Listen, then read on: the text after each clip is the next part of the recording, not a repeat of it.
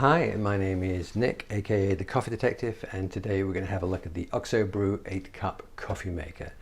So the folks at OXO were kind enough to send us this brewer about a week ago, and my wife and I have been trying it out now every morning for the last week, and we like it. It hits the spot. So this is a Specialty Coffee Association certified brewer.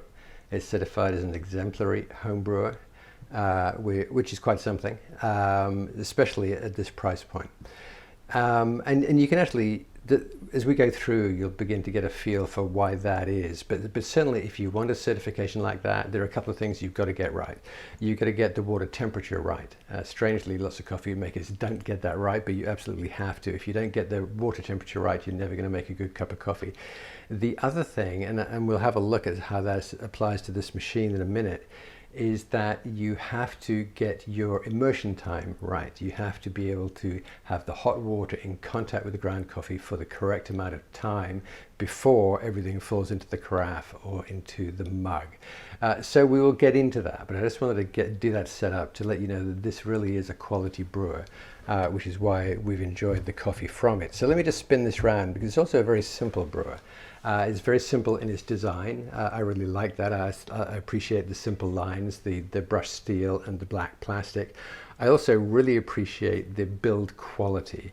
Wherever you're in contact with the plastic on the handle, wherever, it's always solid, it's always hard, very little give. You particularly notice this thing, and I've done this with so many coffee makers now. You lift up the lid, say on the water reservoir, and that plastic might feel flimsy, the hinge might feel loose, and that's not the case here. It's a very, very solid build. So I really appreciate that. So while we're on this side view, you see the water reservoir here, maximum 8 cups.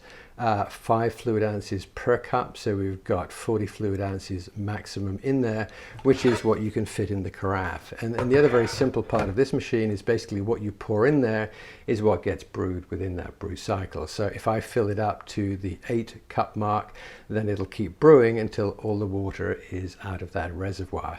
If on the other hand I am brewing a single cup, I will fill that with water, I'll pour that into the reservoir, and again the brewer will brew everything that's in the reservoir at that point as part of that brew cycle.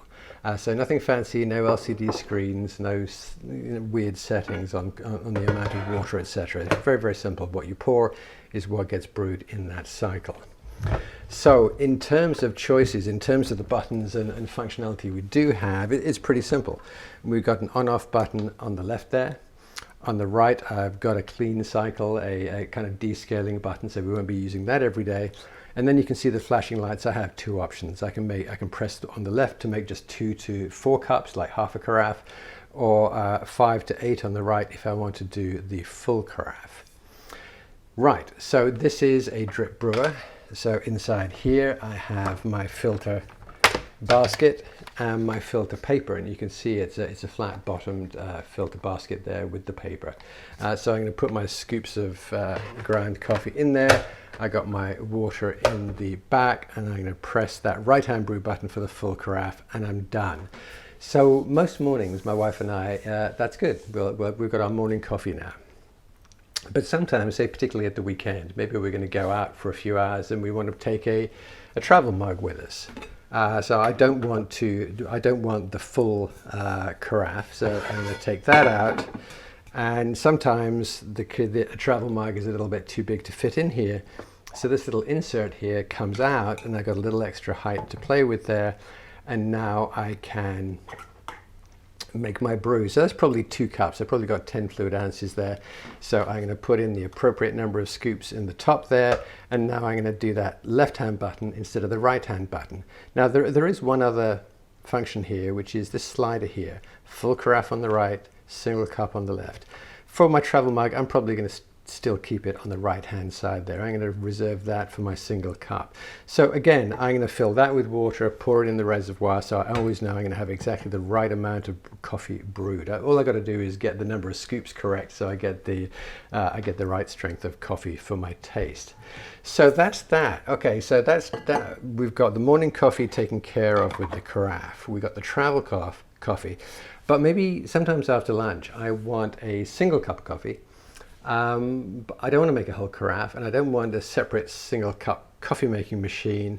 And I'm maybe a little anxious about whether or not this machine can make the same quality of brew for a single cup. And I'll tell you for why. If we go back now to our filter basket and our big flat bottom filter there, if I'm doing several scoops there for a carafe, that's great. I've got a certain depth of coffee there and the water is going to go through. You know, I was talking about immersion time. We've got to get that correct. If I'm making a single cup and I put one scoop in there, that is a very, very thin layer of coffee on the top of that flat bottom filter. And I'm not going to get the correct immersion time because the water is going to fall through there much, much too quickly. So, OXO to the rescue on that one. I'm not going to use that filter paper. I'm actually now going to use a separate insert which they provide. And you see how much smaller the surface area is at the bottom. I'm going to put a different filter paper in there. I believe it's a 185. And again, you can see how much smaller that is. So even if I put a single scoop in there, I'm still now getting the depth and I'm preserving my immersion time for when I brew the coffee. And I just put that insert into the original basket, close it up. Now I'm going to take out this little insert again and I'm going to flip it over because I got a bit of a pedestal here.